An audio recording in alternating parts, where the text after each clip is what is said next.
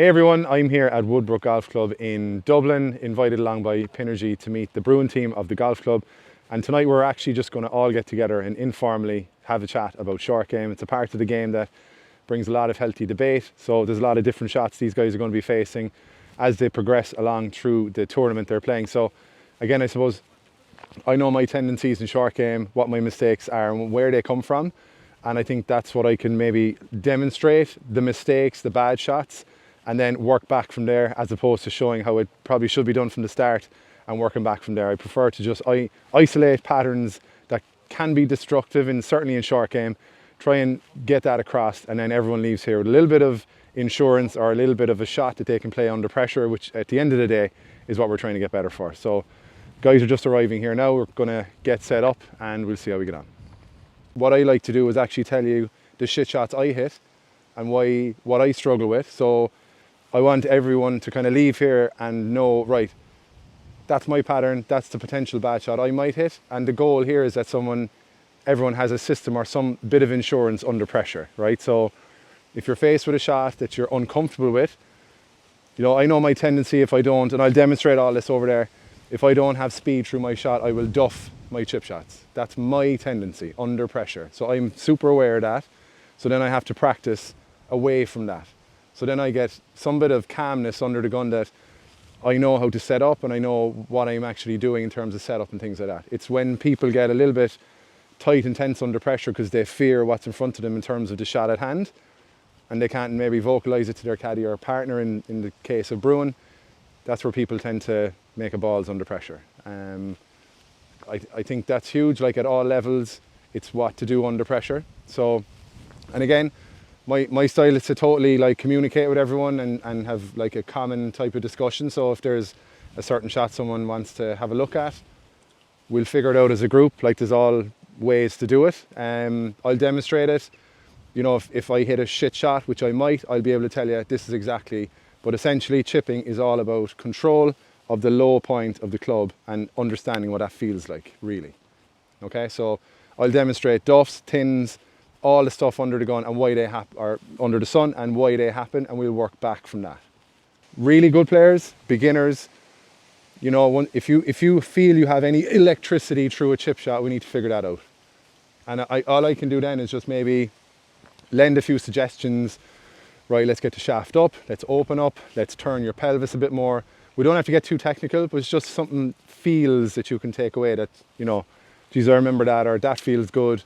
We were just messing around with a shot there a minute ago that Billy really liked, just to get his body turning, but control the strike. And when there's a nice comfort zone around that, as pairs, you can say, well, we have that shot. And it just gives you confidence walking up to the shot, and it keeps you calm under pressure. That is the goal. So the main fear here is this. Okay, so we need to understand as a group why that happens. So why that happens. Okay, so I'll tell you exactly why it happens, because the low point is there. So the low point is the part where the club enters the ground. Normally people react to that lie with no speed and they try and help it forward. Okay, now a lot of people might have no issue with this, but this is a typical Irish lie. What I like to do is just take half the club out of it, raise the club up so it's toe dominant, which then makes it more of an in to square to in movement. So you have your hands up and it's a putting stroke movement. So what you're doing is you're taking all the grab out of that grass, out of that lie. And again, lads, I keep coming back to insurance. Like when you're over the shot, you're not, and look, this is what goes through people's head.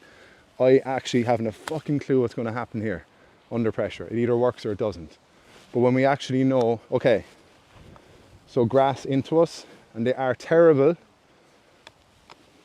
Right, would that be fair? Yeah. Okay. So we want to guarantee strike. So we know we'll guarantee strike if we get the club up, and we'll practice this as a group later on. We want to move into it, and then it's a literally putting stroke. Okay, you will guarantee yourself the contact that way, because we're raising the shaft up and we're focusing. You can see where the ball mark is there. So we're taking that much of the club away This, Yeah. all right? Incredible, man. Well, look, it's just, this is all insurance. Look, you can also get in, play it with loft, duff it forward that way. It's a different shot. What happened there? Low point is back here still, but your speed from a shallow position and you're helping it up. I prefer the first one. Okay, so the second one, you're lower, your hands are back. It's probably a different type of shot. When you say low point, do you mean it's center of your... Okay, so at the bottom of any arc of a shot, there's a low point, right? So if we're, and I like to demonstrate faults, it's the easiest way of understanding. So if I have the low point out here, that is a thin. Okay? If I have the low point, that line there, if I have the low point back here, so it's low point. And when we understand that, you know, I was messing with Billy there a minute ago. If I move the club this way, right? So that's the club face passing my hands, okay? There's really no issue with strike because the low point will be under control the whole way. It's not digging and it's not shooting forward. Now that's on a nice tuft of, or nice lie, right? But if we're really talking about, like, let's just say you're under pressure, we need to hit a shot to give your partner the best shot. We need to establish some sort of technique or setup that we know we will get a strike going here. Then you can get into target. Then you can get into landing spots. The problem is under pressure, when people have fear, they're here. That's an uncomfortable place to be. So, as I said, like, there's loads of ways to play various shots. Like, you can, if you're more comfortable, throwing the club on top of it, that way. Again, that's just throwing the club from a steep to shallow. If you think of a plane landing, steep to shallow, that's very important. I think as a group, if we're happy, we stand in, which gets the club up. We stand a little forward, weight on your left. You're just guaranteeing the strike. That seems to be the easier shot. I think it is. It is, yeah. I'm just demonstrating, like an easier shot. yeah, like it's totally percentage, and it's not playing with any loft. You don't have to. And by the way, right? That's a 60. But if you get a beautiful lie, still you can still guarantee yourself a little bit of comfort that way as well. Because it's just, there's no urgency, there's no speed. The biggest mistakes people make in chipping is they either move forward or they move back. And remember as well, lads, chip shot is this movement. So it's turning to the target that way. Either on the more upward one, would you use a putting grip? You can do. You can do. Yeah. A putting grip gives people a lot less tension in their forearms. Some people would just overlap there for a bit of comfort. Again, it's more conducive then to the club face passing the butt of the club that way. So if we can imagine, right, just as a visual, that's what we're trying to achieve in delivering the club. So is that straight back and straight through? From a frontal plane and from a side plane, and I'll explain that. Okay, so there's two planes, but that will be a thin and that's a duff. And it's just important we all understand, let's just say your partner's having a mare in the first couple of holes, he's duffed a few, they're not great, you're kind of saying, look, you're getting a lot of knee drive, we need you just to keep your belt buckle high. You can keep nice externals going, so no target, guarantee strike, belt buckle high. So I just focus on my belt buckle high, haven't thought of anything here. But what I do know is it's not doing that and it's not doing that 100%. You know what I mean?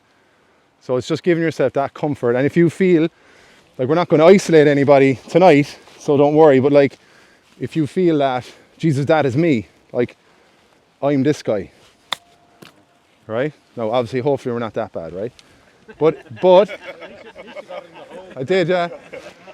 But if that's your fear of this kind of help, you'll get loads of comfort from even just practicing turning your belt buckle to the target. because it takes care of a lot of stuff down here automatically. You know what I mean? Now that is a horrible lie, to be fair. And I think we're all happy as a form of insurance. The club up, and to explain what happens, you're just taking all of this out of the equation, which can snag.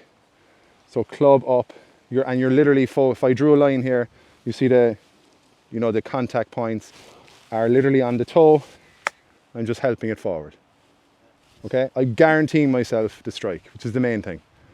And if we practice that over time, and you're faced with that, well, at least now we have a system to go on. Okay, so are we happy with that one? Yeah. Dominance will have a bear lie as well. Totally, all lies. So again, if it's there, disaster lie, same thing. You're just rocking it forward, and you will get some spin as well. The problem on lies like that is people tend to get a little bit tight and moving back, which is presenting too much. It's the low points way too far forward. Are we all alright on that? Yeah? Now again, lads, it's, obviously a shot like that, we're all probably going to putt this, to be fair. But it's just the strike part of it. But if there was a bunker there and we needed to get up over it, I think if we did have that set up, we're trying to flow, you're guaranteeing yourself to strike. You're just bruising the turf by virtue of having the club in a nice position where you can just turn. So to answer the question there, the turn part keeps everything into square to in, as well as moving past that way. Is that all right? Yeah. So if I was intentionally to duff that shot, my knees would move forward and I would drive the club downwards. Okay? If I was to intentionally tin that shot, I'm going to stand up, my spine is going backwards, and I'm going to tin it. So it's super important to understand why that shite happens, because it's terrible when it happens. My bad shot is I like to flow chip shots. So I like flow. I like that type of flow. And when I don't keep the speed, I tend to just under hit it. That's my tendency. So I need to really practice a lot of this type of movement, that the club face is passing the butt of the club that way, and I'm turning as well. So there's two parts. It's when people forget the turn part, they can get a little bit that way. You know what I mean? How are we doing so far? Yeah? It's so important, lads, to just iron out the fears of short game.